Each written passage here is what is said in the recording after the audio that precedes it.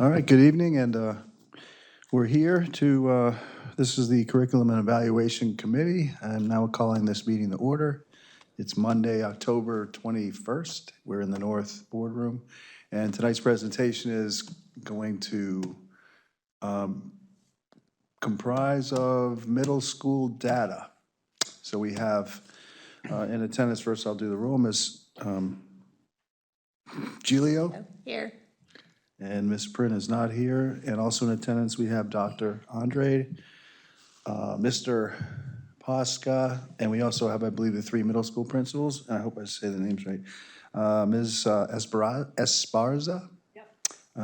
Mr. Falzarana, and Ms. Coffey. So Dr. Andre, I'll turn it over to you. Yep. Thank you, Mr. Claffey.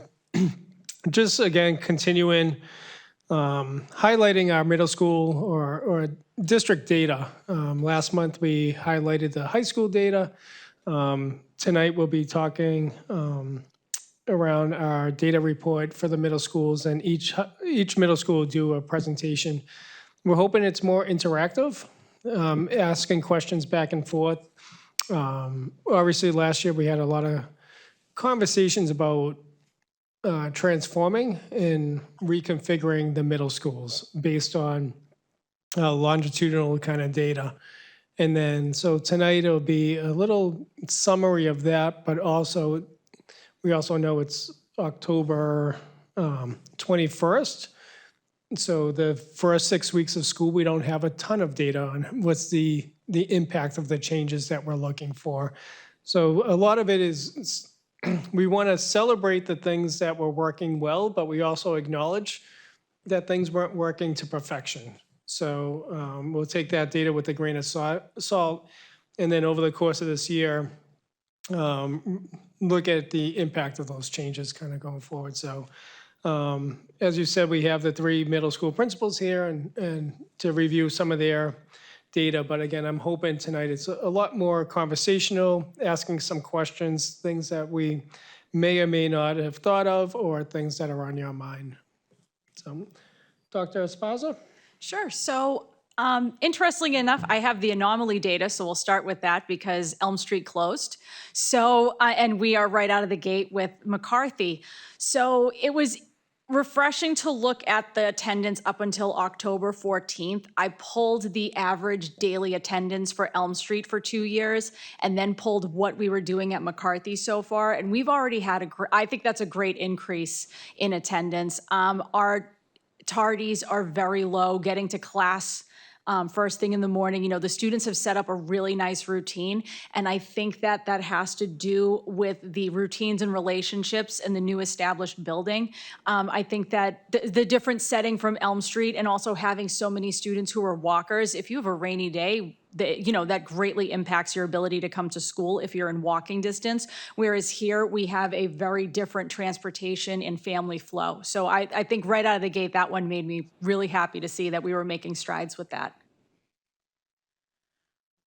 I didn't pull the McCarthy iReady data, but we did look at what Elm Street had done for the last 2 years. And one of the things that I noticed, and it didn't necessarily bump for the 23-24 year, was that we have a lot of students who look like they are in the deep red. But my building also, right, with the 35 and the 36%, my building also has the sub-separate students in them. And some of those students do have learning disabilities, which keeps them as somewhere around 2 or 3 grade levels lower. So to see the end score and to think there would be an overarching change in that may be foolish, because the children may not be able to make that much of a jump in that much of a time. So I looked at this and I thought, this chart looks to me, like the work needs to be done across the board. We have things to work on. And when I looked at the math scores, I could see that this was something as well that we needed to do. And I also knew that in 23, my numbers jumped because I made sure that all of the students were taking the iReady data, which before some of our students hadn't taken it. So we did have some students who were special ed or EL who did not take that out of the gate. And I'm familiar with the iReady program from using it in previous districts. And I knew that there was, there's more programming than just a diagnostic test that's available.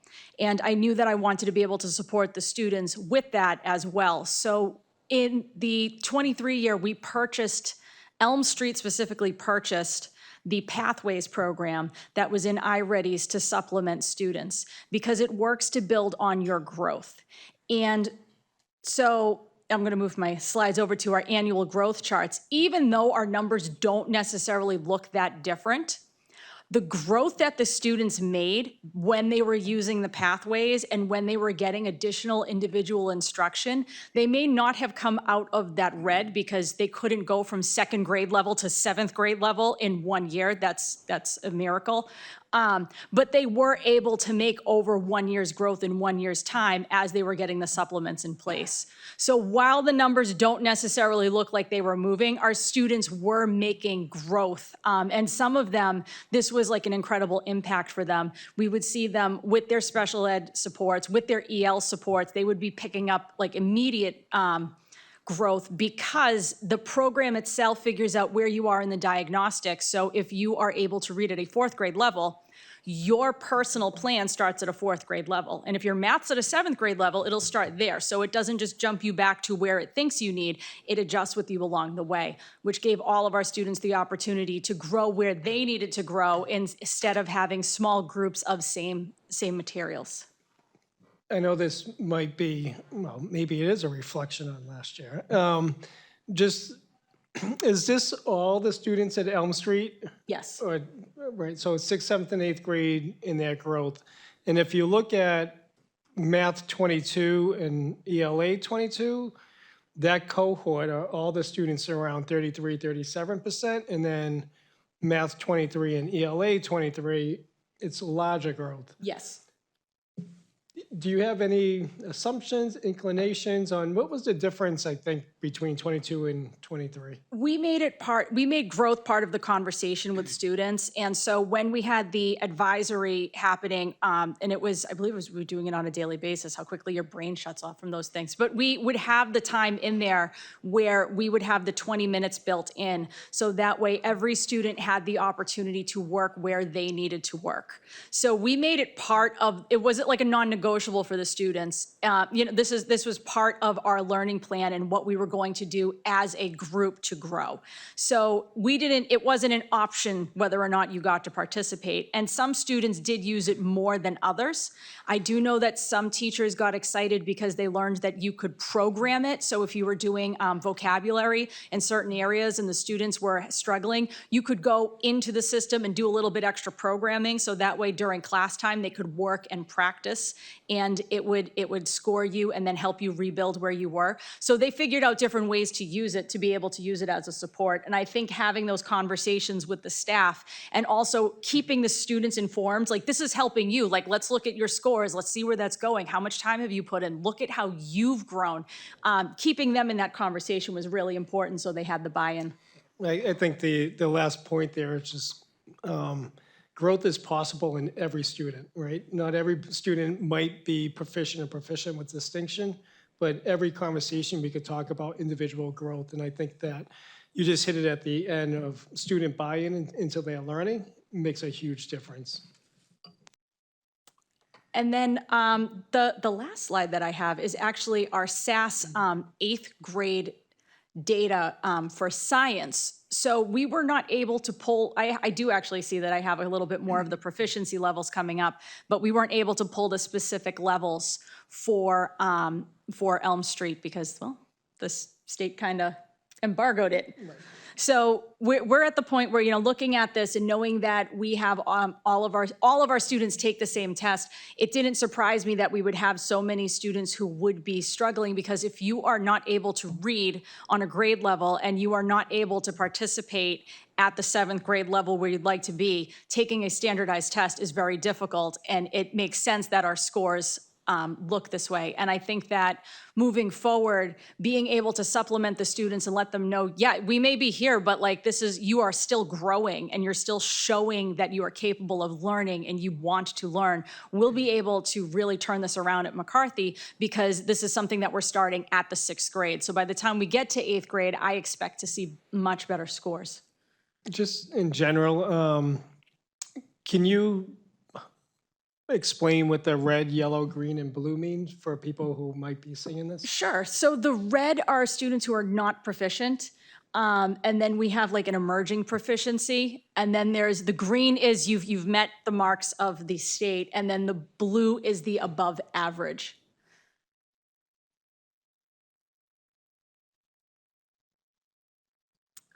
So I'm just looking at the trends across going from 2018 through 2023, and we would hover around 27, 20, 25%, 29%, 24, 18, and 17% over the last few years. So what we were able to pull for proficiency, so again, my data looks a little bit different from the other schools. This was the overarching evidence that was available from the state in terms of what we have been able to be in proficiency. So it doesn't exactly give us what we're like the rest of the scores, but it does show us, and I thought that this was important for us to recognize too, where our targets would be. And as we're looking at our targets, they're not, and I know that my new population is a different population, but it's not out of reach for us to consider those and to be able to move towards those and make the growth that we need to make, especially if we're including the students in the conversations and helping them learn how to grow as learners, as well as how to have the confidence to take these exams. Yeah. How are the targets determined? By the state? It's a That's state, state. yeah. Okay. So it's something that we did internally in Nashua. Okay. Well, and again, it's not internally, it's by the state, but if you look at our conversations around Tier 1 instruction, so that where we should be for, that should be our goal. So anywhere from 60 to 70% proficient. Math, I think it's more the trend data where it's, 49 to 50. But again, I think we need to look at our Tier 1 instruction and how we move in the system from last year, 21% to 51%. So.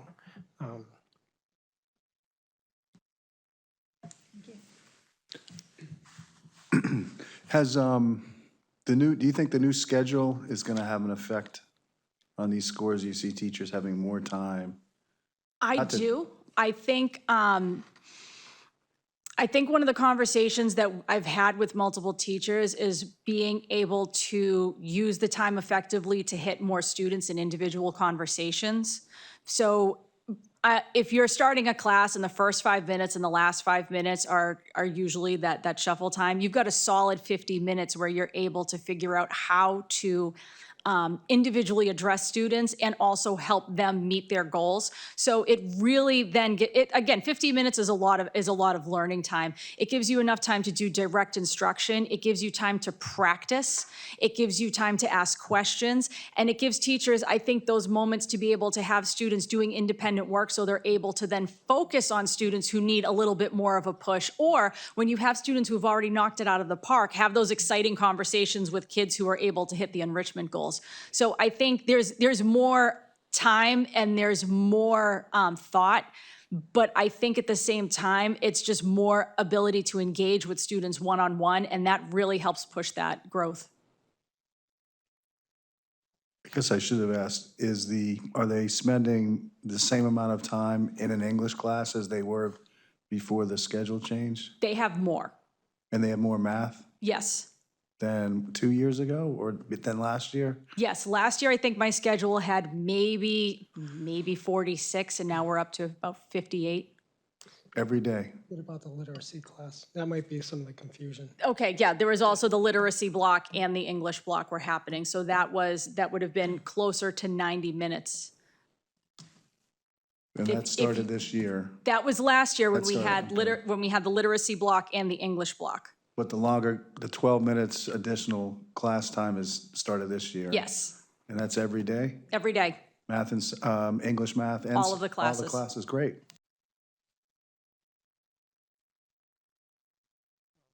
Thank you. Sharon, I have you next. I'm just going through the order that got loaded.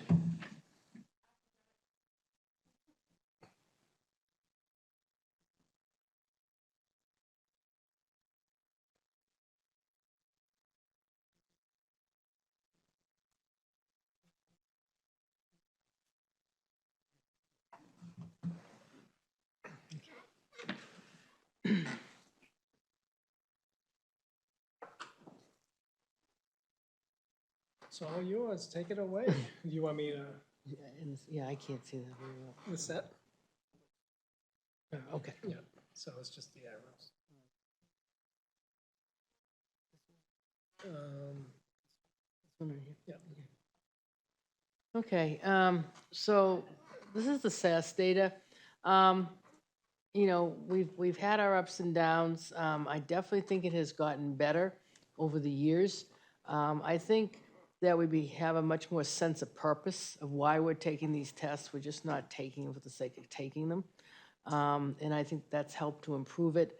You know, I think the fact that we are now, in the past couple of years, hearing more about standards and teaching to the standards has helped to improve it, and using data to improve our instruction.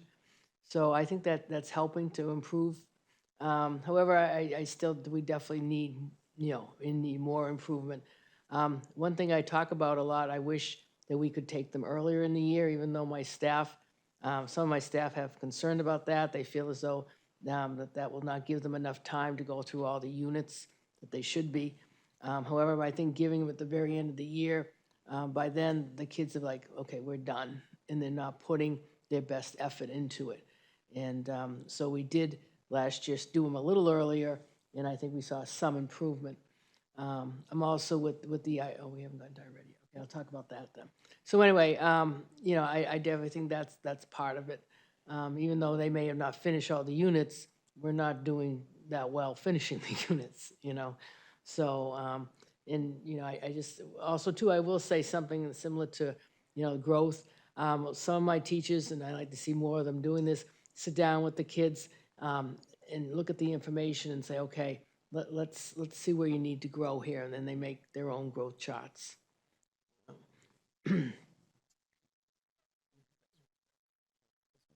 This one? I already got you. Yep. Yeah. Last year, the math, and especially the sixth grade, saw significant improvement.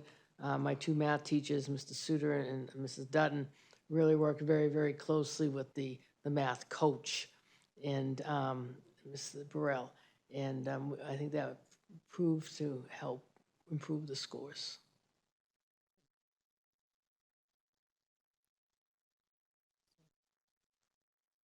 Yeah. Seventh grade typically, for some reason, seems to give the lower scores. I don't know if it's just an age thing or not, because we do have good teachers in the seventh grade, but, and I will say last year, for example, from like February to June, my teacher was out sick. And one of my English teachers. And so, we didn't make the growth, I think we necessarily would have in the past. Next one. Same thing in the math. I know my math teachers are, they're working, over the years, the new curriculum has developed, and my teachers are working much harder with the curriculum. And we used to just do Eureka, but now we do, like a blend of different things, and I think that's helping a lot. In eighth grade last year, we really did a much better improvement in our ELA. The teachers, we had 3 teams then in the 8th grade, and the teachers just really worked very, very hard, and so did the kids. And I think that's why we saw more improvement last year. And same thing in the math.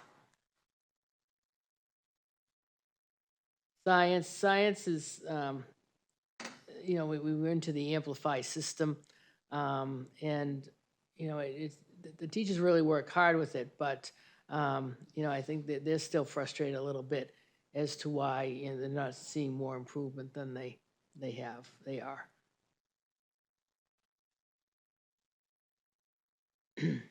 I ready? I think I really propose the fact that, support the fact that we do take the iReady 3 times a year. Some of my staff would rather take it just the beginning and the end, but I think the middle, but you do need that benchmark to see how they're doing. The first time they take it, they're coming off summer layoff, and so, they've forgotten some things. And then at the very end, again, same type of thing, they're done. And, they don't put their best effort into it. And one thing we do is we try to break them up. Some of them need small groups instruction and monitor them better. I've talked to the staff, I'm like, you just don't go in the classroom and say, okay, here's the test and, take it and we're done. That, you really need to walk around and see what they're doing, because some kids, it's kind of an age thing that will just sit there on the button and hit the button and, not really put their effort into doing the test. So. And I think that's true in all the grades. And again, we're working with a much more serious purpose. We're trying to get all the PLCs, in PLCs, the teachers have PLCs once a week in their subject area. Sometimes, like during an early release, they will meet with, as a grade level, in multi-grade levels. Other times, once a week, they do meet just the 2 teams themselves. And again, we are working on, what's the curriculum? Are you meeting the standards? What can you do based on the data? Let's review the data and see what we could do to improve the instruction. So I think and at first it took a bit. Change takes time sometimes, and so I think that's starting to come around. I do attend the PLC meetings, not every single one, every single week, but I do go around and try to work with them to see what they're doing. I know our coaches do too. They come over and they work with them. So I think this added support over the years has helped them grow. Yeah, I just, for a second, just to highlight this slide from last year, our incoming sixth graders, where you can see the growth, especially if you combine the green and yellow. Yellow kids are oftentimes kind of fence sitters. A couple more points if you can get them to answer a couple questions right, to go a little deeper, go into the green pretty quickly. But you can see at the beginning of the year, it was about 46 students who were green and yellow combined, and at the end of the year, it was 71. So I think you can see the growth, back to Sharon's point, on the importance of knowing where the kids are, what are the intervention steps, or what is the growth target skills to go forward. Again, if you just looked at green, we had 20% of the kids at the beginning of the year, almost 40% at the end of the year. So that's a very successful slide. And again, as Sharon's alluding to, what are those conversations to actually move the needle kind of forward? So I think it's a very telling slide in sixth grade. And there's a lot of correlation between the iReady data and the SAS data. So how does that transfer from iReady to our SAS? Because we're not 39% proficient a couple slides ago. And so we were closer to in the 20s. So how do we get students to perform equally on the SAS and the iReady? And if we could, back to Sharon, your target, if we could get a couple more kids from yellow to green, we would be closer to that target than we currently are. So it's a lot of good work, but this is a slide of success. One thing too, I think is also contributing is the fact that we're working much more with our ELL students. They don't necessarily all take given their proficiency levels, all to take the English iReady, but they do take the math. And I just think that the different strategies we've had over the past couple of years of working with them is helping to improve our work with them in the curriculum that they're using.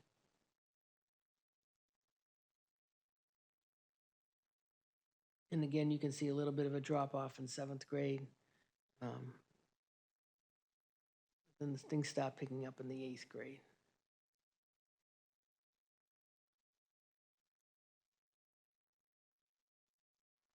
don't want to put you on the spot, but I will.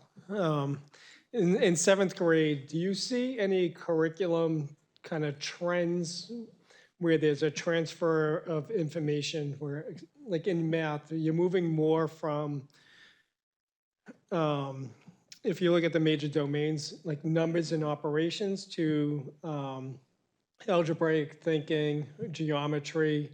Is that do you see a big change in? They do a big unit on ratio and then solving equations, that type of thing.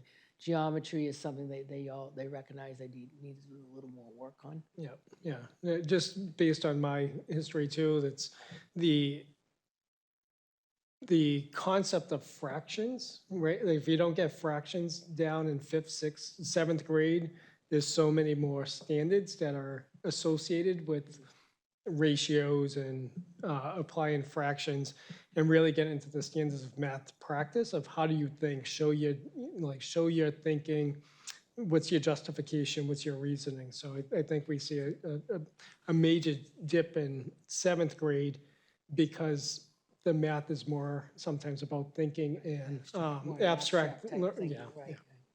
And being a math teacher, I do know it's extremely important to get those foundations down in the fractions.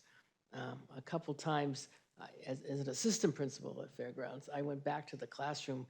We couldn't find some math teachers, and a couple people were out on maternity leave, so I did go back, and they were getting the algebra part. It's just the fraction part was, I had to do mini lessons in fractions. And I go, oh, that's how you do it,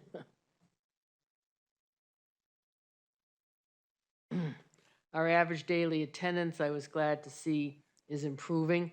I think we put a much more of a focus on working with our guidance department and our social worker. We have some very strong people in those departments, and they work. Mr. Arbogast has done a great job too, and we've really wrapped those kids, up a bit more, and to work with them more on how to improve our attendance. And we work within the building. We don't really call TJ much that anymore. We just work with the kids, and I think that's shown an improvement.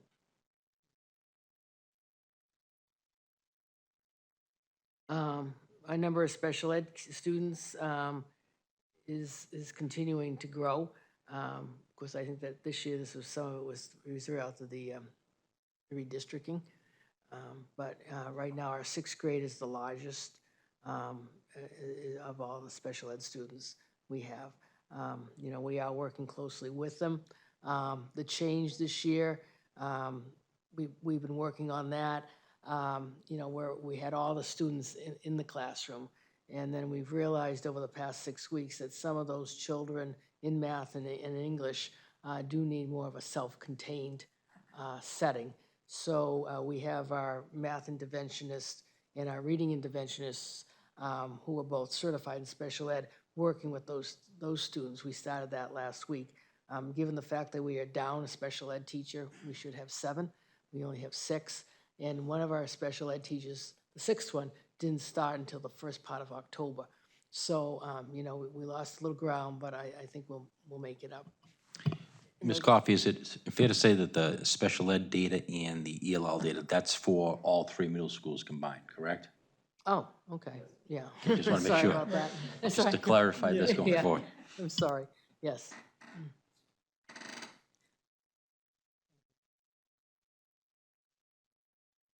And the same thing on the ELL.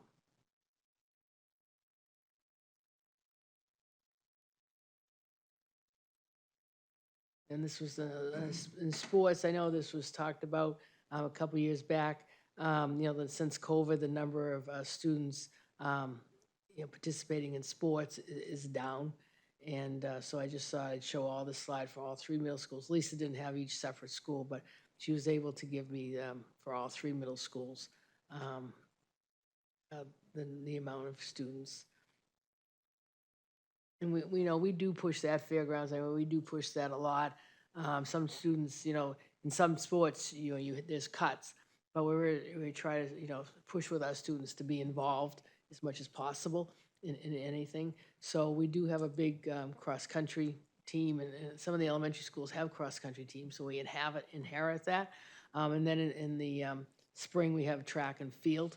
And so we're talking to students about joining that, and that has a good turnout as well. And our enrollment, this is our enrollment at Fairgrounds this year. And we do have, to follow that up, we do have the class size data. It's kind of in the same ballpark, but it's still in the mid-20s as opposed to in past years, we had it more down towards 17 or 18.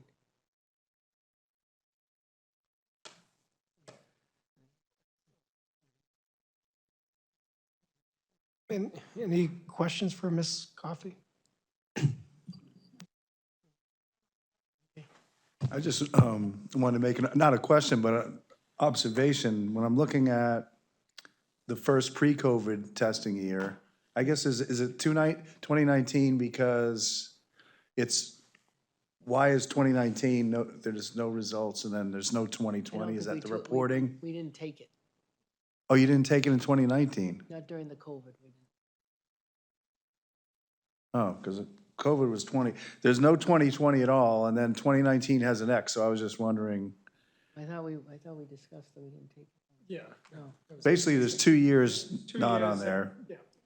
Okay, but what struck me in a positive way is if you look at the first pre-COVID year, and then you look at 2023, and you add above proficient and proficient, for a lot of the grades, those two categories added together for the most recent year are better than pre-COVID, 2018. So I think that's great. And for most of the grades, not every grade, but for most of the grades in ELA and math. I really do think, having been here so many years, that in the past couple of years of hearing so much about the standards and teaching to the standards and knowing the standards, in the past, it would be, oh, the other Common Core standards, yeah, okay, well, I got them in my desk somewhere, and I think there's much more attention paid to that and to the use of data than there were in the past. Yeah, we wanted to look at some trends before COVID, and then and now that we have a couple of years post-COVID, like how are the students recovering? What's our tier 1 instruction look like? How are we making those progress and closing those gaps?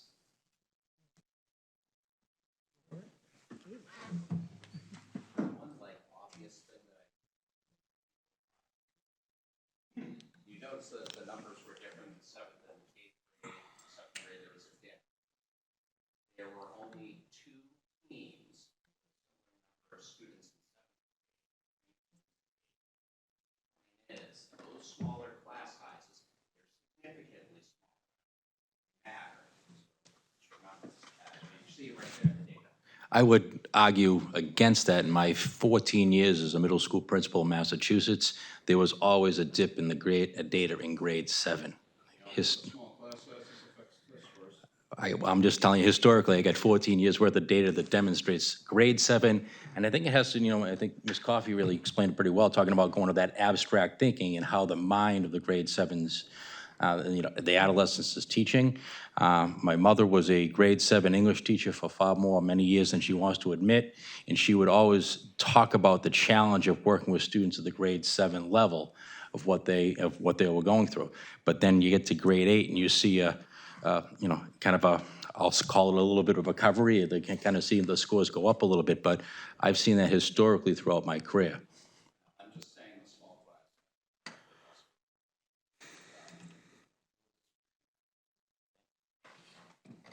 Good evening. How are you? Do you mind if I bounce around on my slides a bit? This is the last slide I have. It makes more sense I should have put it first, but it makes more sense to start off with average daily attendance, because average daily attendance for any student is a significant factor in their achievement. So in school year 19, we were at 93%, and if you hop over to school years 23 through 25, that includes this year, we're back in the 90s, mid to high 90s.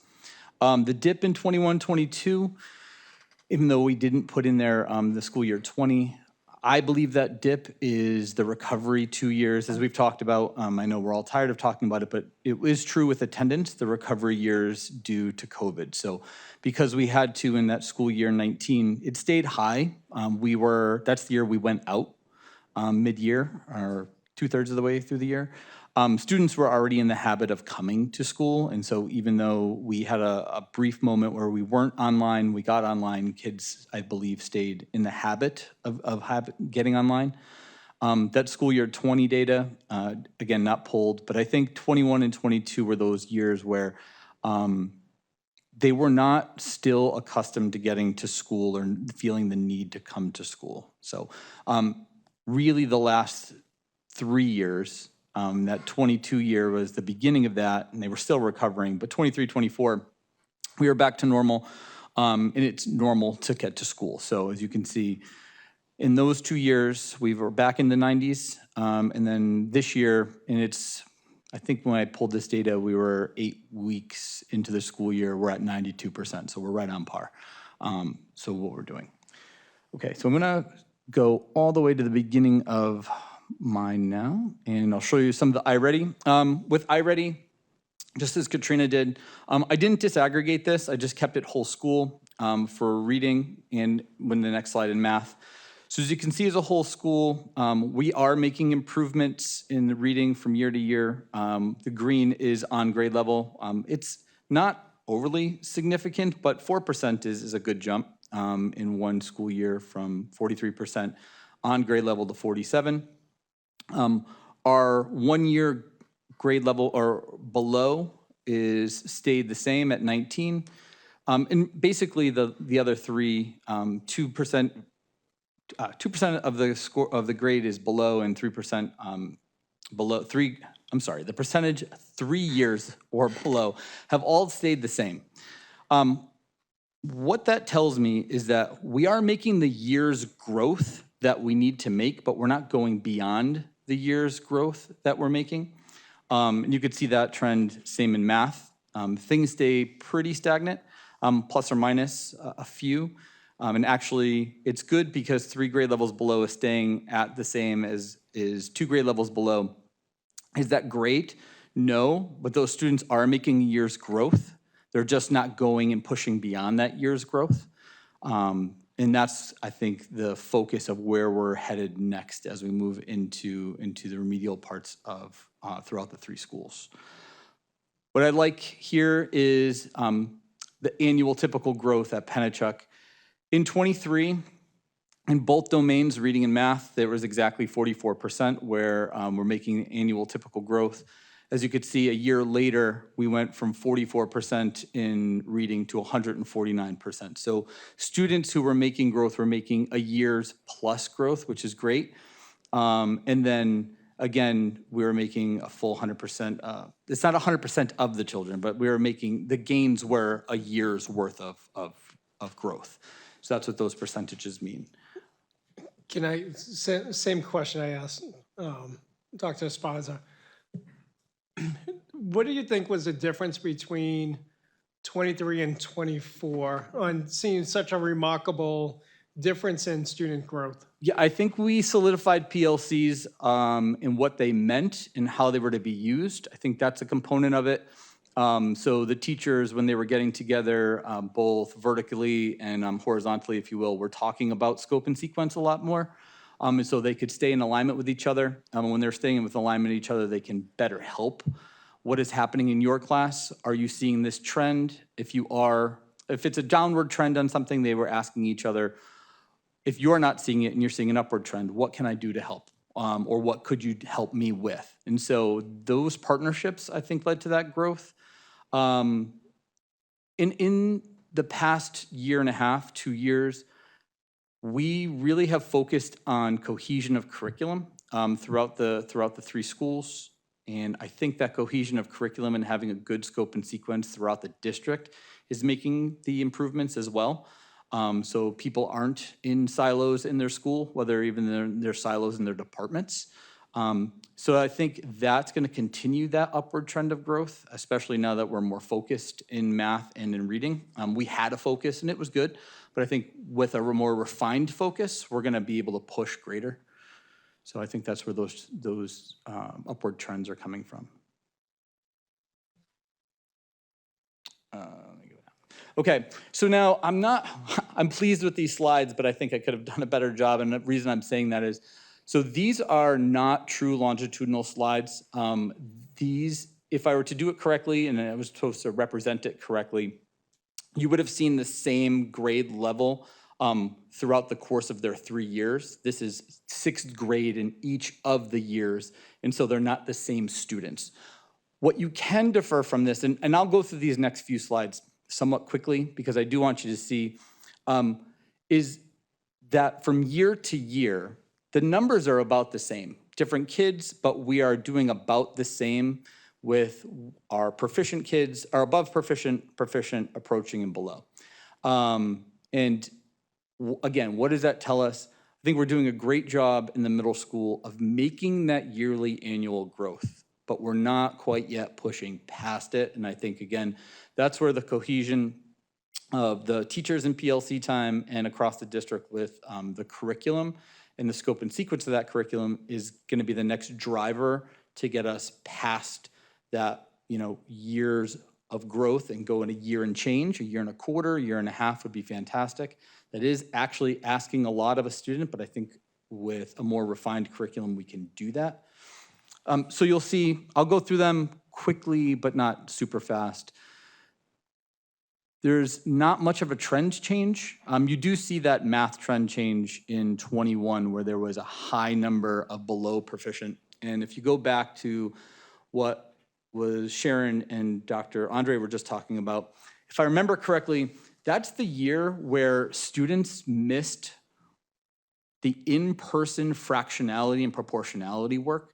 And that work is so abstract that most of the time the teachers are using manipulatives. And so asking students at home to use those manipulatives, right, where they had to do it themselves, get the materials themselves was really difficult.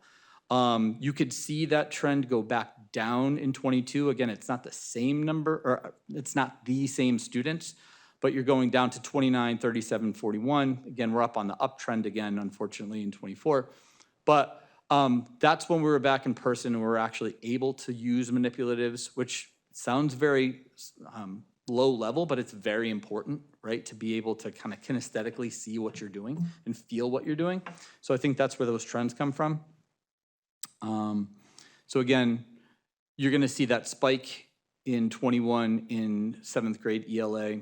I think in 21, you're gonna see that spike below because that's where we were in a recovery phase.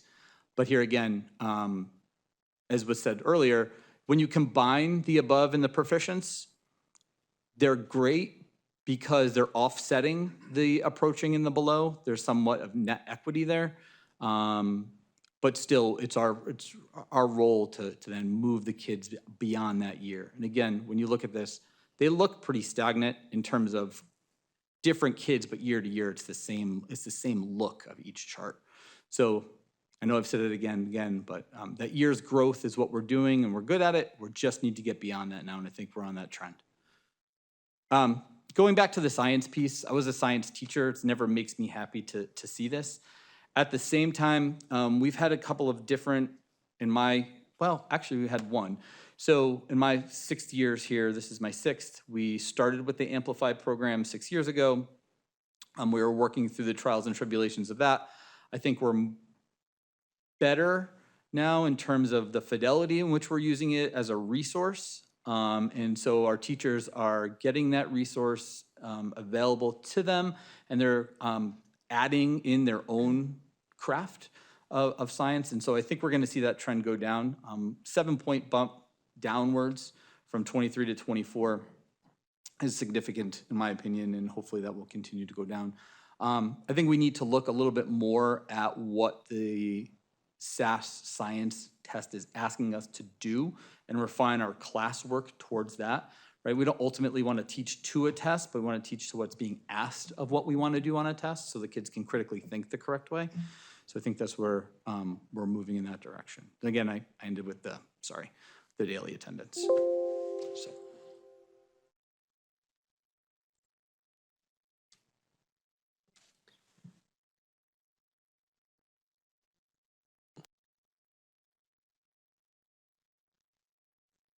I was just looking at 2022 to 2024, because I guess I'd hope that I would expect to be a bit of a dip in '21, and I would hope that coming out in the last couple of years, you'd see improvement. And if I'm just comparing those 2 years for the 3 grades, I'm not really seeing a lot, and I just wondered why. Or what do you, I know there's a lot of variables at work. Yeah, I at that time, I think we were doing a decent job of talking cross-school to each other and inside the school to each other, but I don't think that we had the cohesion, as I said earlier, of curriculum as we do now. We have some very quality coaches that are trying to refine the work, and I think as we move forward and we get on the same scope and sequence amongst the teachers themselves in the building and across the district itself, we're gonna see that trend change.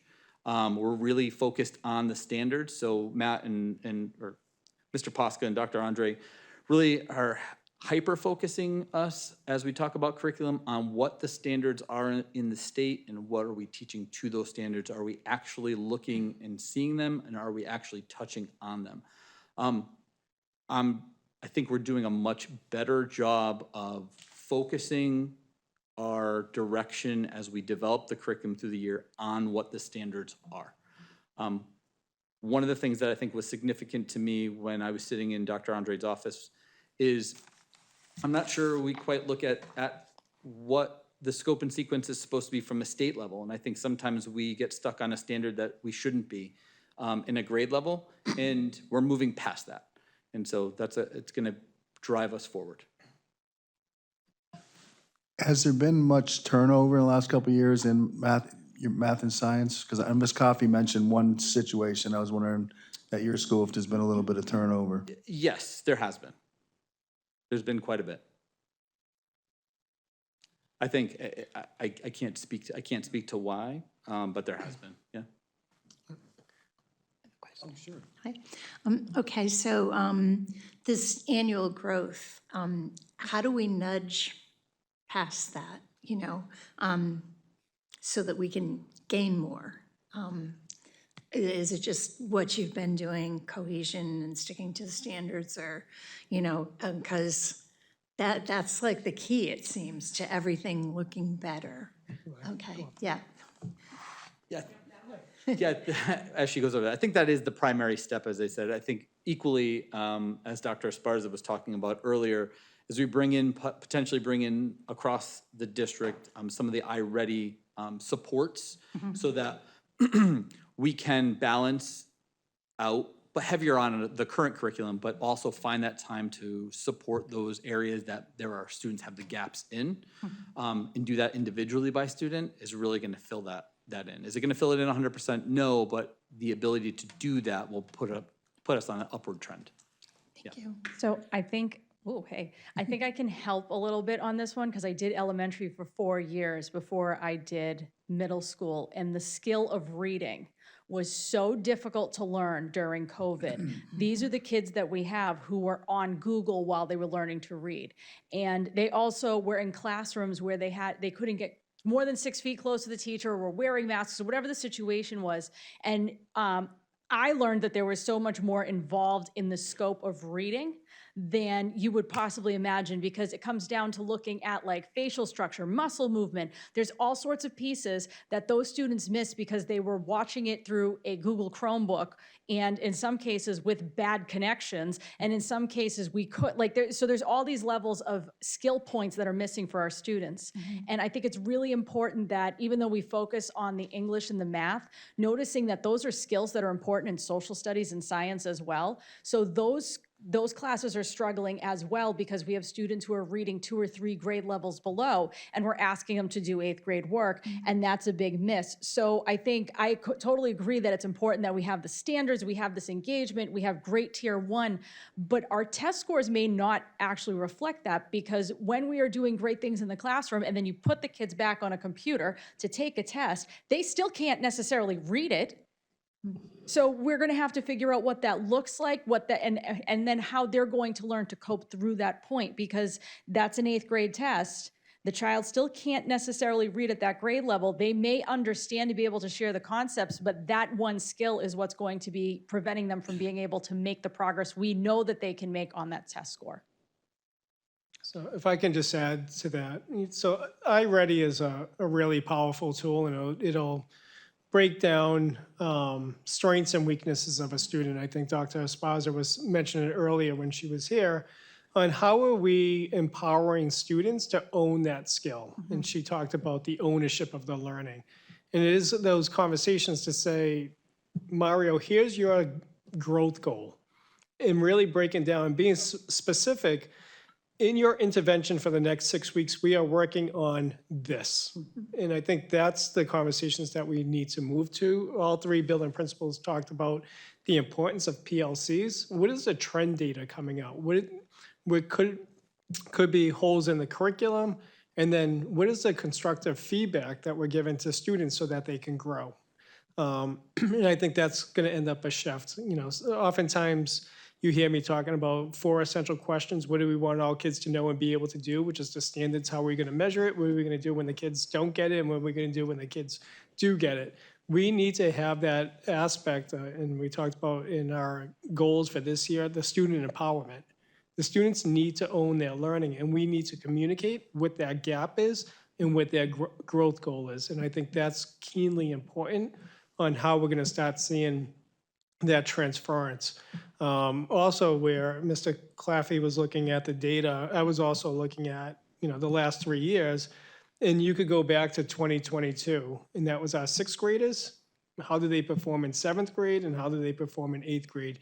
So as Mr. Falzarano said, you could see year to year on the grade level, but if you follow those cohort of kids, you saw some pikes, or some peaks, which was different from other schools at PMS. Then their 7th grade data actually in some areas went up, and then it went back and regressed in 8th grade. So again, what was going on with your 7th grade teams, which was different from their 6th and 8th grade. So it's interesting to look at it, but it's really, as we start looking at that tier 1 instruction and growth, we need to be specific and with our students to say, here are the interventions we're looking for, or if we're looking at our iReady scores or our SAS scores, what are the holes in the curriculum that we need to address? Because if you're just looking at this, if we're only, with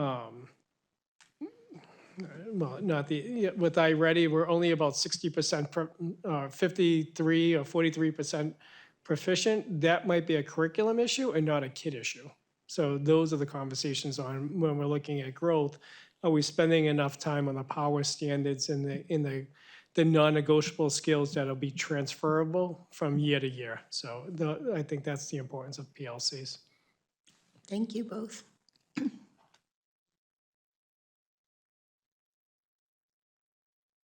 So I'm really, it's only October. There's a lot of work and a lot of data at the middle school level. As I mentioned at the beginning of the meeting, there's a lot of transitioning going on at the school. So with our Ed Council, we are doing a number of surveys that are going forward. We're measuring the impact of the change. So I'm looking forward to having another meeting later in the spring on, again, looking at some of our assessment data and different data on how we're going to measure those changes. And most importantly, what's the impact on our students and our programming?